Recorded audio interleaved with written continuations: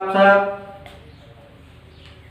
आज अपन एक क्वेश्चन लेके आए क्वेश्चन नंबर 8। इसमें क्या है कि क्वेश्चन नंबर 7 है जिसे मैं आपको ग्रुप पे बता दूंगा। ये मतलब थोड़ा थ्योरेटिकल ज़्यादा है, उसे अगर मैं लिख दूंगा उससे आप बिल्कुल सिंपल है समझ जाओगे आप लोग, अगर आपने प्रैक्टिस की है क्वेश्चन होगी जब। जैसे इस क्वेश्चन में क्या कहा है कि माना कि एल किसी समतल में स्थित समस्त रेखाओं का समुच्चय है।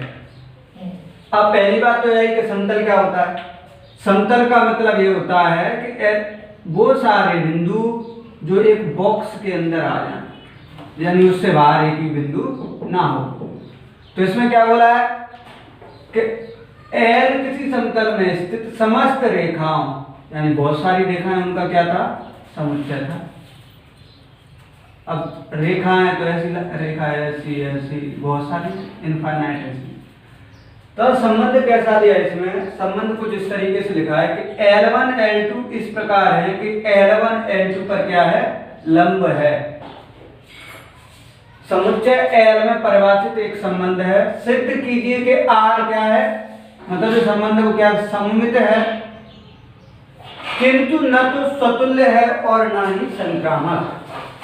अगला क्वेश्चन इंग्लिश में क्या है, let L is the set of total line in a plane, यानी कि एक प्लेन था उसके अंदर बहुत सारी लाइन को रखा गया। रिलेशन कैसा था कि set L relation define as L1 is perpendicular to L1 is perpendicular to L2। फिर क्या कहा है उन्होंने, prove that R is symmetric but not reflexive और नॉट ट्रांजिटिव। जब आपने इस क्वेश्चन को देखा तो इसे क्या था कि थोड़ा अपन देखें। इसमें क्या है कि जैसे इन्होंने बोला है तो ये अपन करेंगे। जैसे फोर रिफ्लेक्सिव लिखा पहले मैंने इसमें, वैसे अपन ऑब्जर्वेशन दूसरे तरीके से देखें थोड़ी देर के लिए। जैसे मान लीजिए कोई दो लाइन थी, रिलेशन कैसा दिया गया है, L1 L2 पे परपेंडिकुलर। अब क्या आप खुद जानते हो, जैसे एक लाइन खींची आपने, रिफ्लेक्शन में कैसी ली जाती थी लाइन, दोनों एक जैसी। जब दोनों एक जैसे लिए जाएंगे तो क्या कोई भी लाइन या कोई भी रेखा स्वयं पे कभी भी लंबवत या परपेंडिकुलर हो सकती है? तो आपका जवाब क्या होना चाहिए, नहीं, क्योंकि ये लाइन है और इसी पे आप एक और लाइन खींच दोगे, यही लाइन है केवल, और इसी पे अगर आप एक और लाइन खींच दो इस पे क्या होगी, पैरेलल या समांतर हो सकती है लेकिन लंबवत नहीं हो सकती। ठीक है, तो रिफ्लेक्सिव वाली कंडीशन नहीं होगी। सिमेट्रिक का क्या मतलब था कि जो L1 था आपके पास और ये L2 था मान लीजिए, तो L1 L2 पे परपेंडिकुलर है तो क्या L2 L1 पे होगी, तो यस। अब आई बात ट्रांजिटिव की बात। ट्रांजिटिव में क्या था, अपन तीन लाइन लिखते, L1 L2 पे परपेंडिकुलर था और L2 L3 पे परपेंडिकुलर था। तो आप देख रहे हो L1 L2 पे और L2 L3 पे, तो L1 L3 के क्या मिल रही है, पैरेलल या समांतर मिल रही है, ना कि आपको परपेंडिकुलर मिलेगी। ठीक है, अपन करते हैं इस क्वेश्चन को खत्म। कहां, बिल्कुल सिंपल क्वेश्चन था। फोर रिफ्लेक्सिव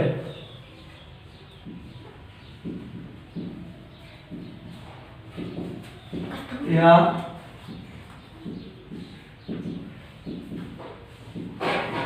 स्वतुल्य के लिए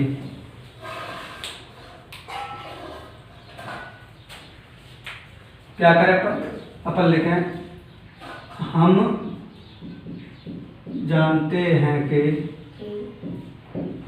कोई भी रेखा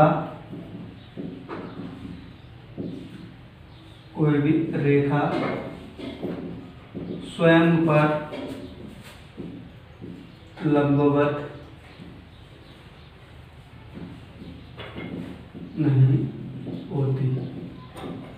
नहीं होती तो क्या लिखें अपन, L1 इज नॉट, सॉरी नहीं होती तो अपन लिख देंगे L1 लंबवत नहीं है L2 पर, या अपन बोल रहे हैं सॉरी L1 पर, L1 not belong to R। English में क्या, we know that a line या any line लिख दो आप, any line is not perpendicular to itself. तो अपन ने देखा देन करके अपन लिख देंगे एम्प्लाई दैट करके L1 is not perpendicular to L1 not belongs to R, यानी अतः R स्वतुल्य नहीं है। क्लियर? या अपन बोले 10 R इज नॉट रिफ्लेक्सिव। अब बात आई transitive, sorry symmetric. For symmetric,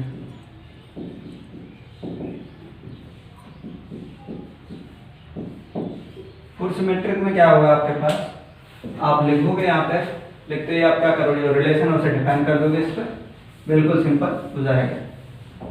ठीक है भाई, क्या लिखना है अपन को,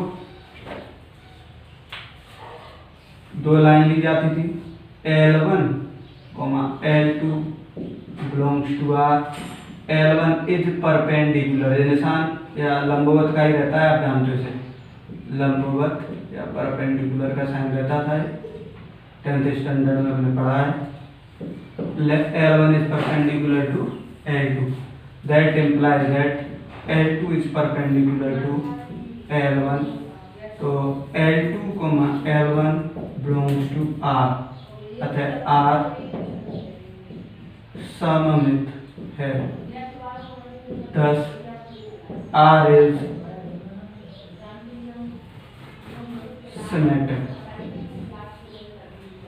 अब बात है ट्रांजिटिव।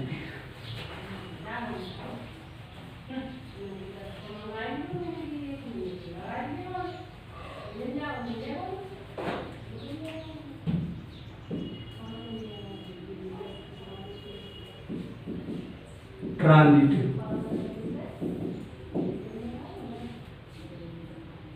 संक्रामक के L1 L2 belongs to R and L2, L3 belongs to R। Number 1 दे सकते हो आप एंड करके L2 perpendicular to L3, that implies that L1 is not perpendicular to L3, that implies that L1, L3 not belongs to R, अतः R संक्रामक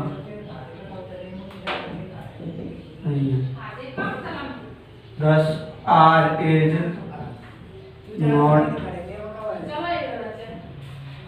transitive।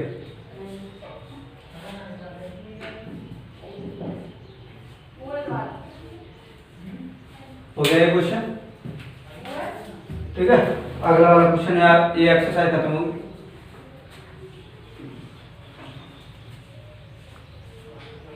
ये exercise अपनी खत्म होगी, अगली एक्सरसाइज अपन देखते हैं। ठीक है, इसमें अपन बहुत सारे तरीकों को पढ़ेंगे।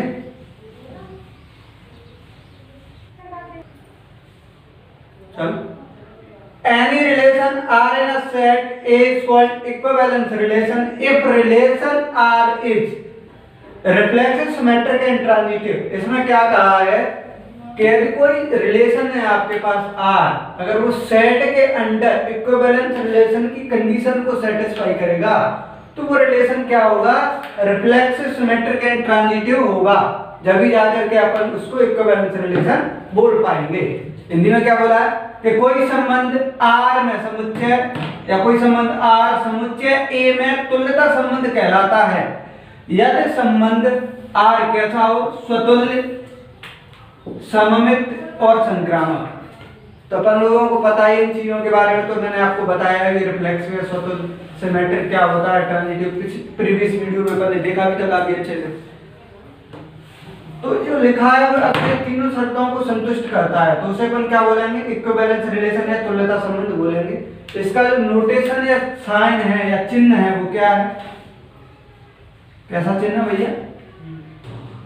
ठीक है, अब ये क्वेश्चन है अपने पास, एग्जांपल के तौर पे अपन लेके आए कि इक्विवेलेंस रिलेशन को अपन सेटिस्फाई करना है तो क्या होता है। कि is the congruence relation in the set of triangle. एक सेट था आपके पास जिसमें बहुत सारे ट्राइंगल दिए गए थे, ठीक है। अब उसको मुझे क्या दिखाना था, मतलब जो रिलेशन है आपके पास वो क्या है, कॉन्ग्रुएंस। सबसे पहले बात तो ये है कि कॉन्ग्रुएंस क्या होता है, इक्विवेलेंस रिलेशन है कि नहीं, ये अपन को स्पष्ट करना है, इसमें क्लियर है। हिंदी में क्या लिखा है, त्रिभुजों के समुच्चय में संबंध आर ए कॉमा बी, ए समरूप है बी के। अब समरूप का क्या मतलब होता है, कॉन्ग्रुएंसी या कॉन्ग्रुएंट होता क्या है, कॉन्ग्रुएंट या समरूप ऐसे त्रिभुज जिनके क्या हो, आकार समान हो हमेशा, तो दिखने में एक जैसे लगे। क्लियर? सॉरी ये क्वेश्चन भी मिट गया, अपन से लिख लिया होगा आप लोगों ने, बस नहीं तो वीडियो को पॉज करके लिख लो।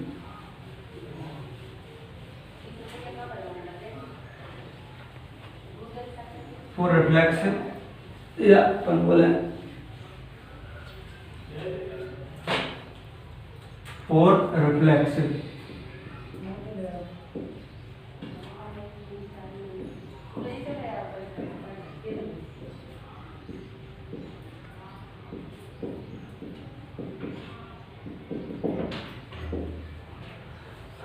इसमें भैया अपन को रिफ्लेक्शन दिखाना है। कॉन्ग्रुएंस के बारे में मैंने आपको बताया है।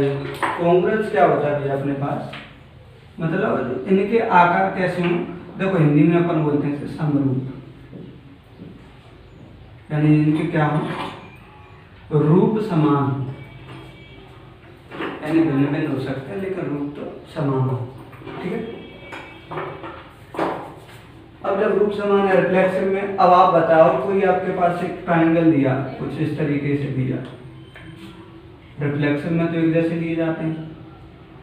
अगर आप दूसरा भी लेके आओगे ट्राइंगल तो कैसा लेके आना पड़ेगा आपको, ऐसा ही लेके आना पड़ेगा।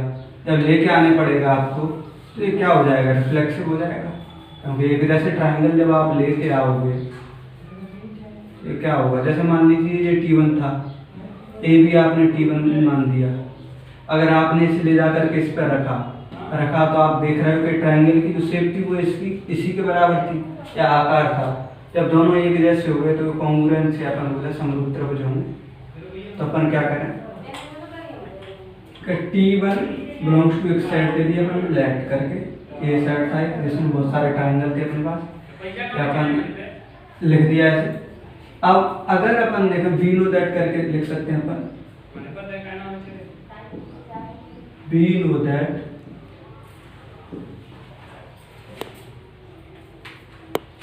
any triangle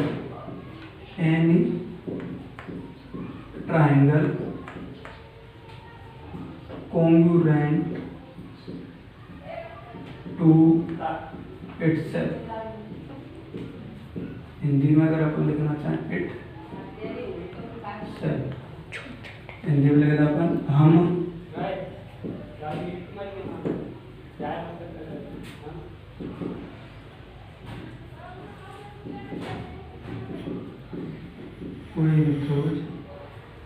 कोई भी त्रिभुज स्वयं के समरूप होता है। क्लियर? तो क्या हो जाएगा T1, T1 स्वतंत्र हो गया। अब बात आई सममित, फोर सिमेट्रिक सममित के लिए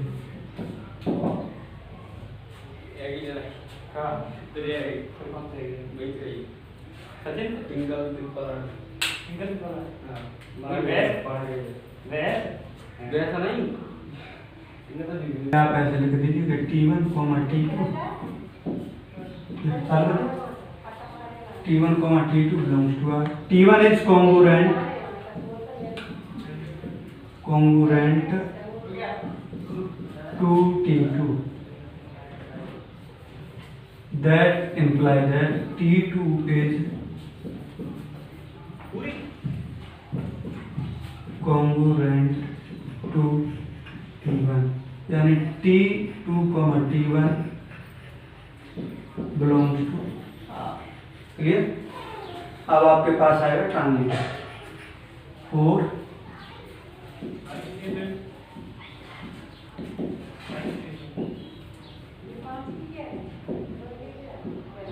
संक्रामक T1 को एंड करके आप क्या लिख सकते हो यहाँ पे, पहले आप यहाँ पे T1, T2, T3 belongs to एक सेट था, उससे तो लिए गए डेरिवेटिव, एंड करके आपने क्या लिख दिया T2, T3 belongs to R।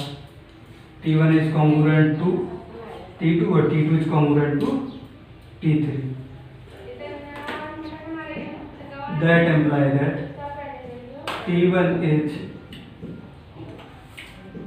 congruent to T3। It is करके तो लिख देंगे T1, T3 belongs to R, यानी R is transitive, ऐसा बोलेंगे R।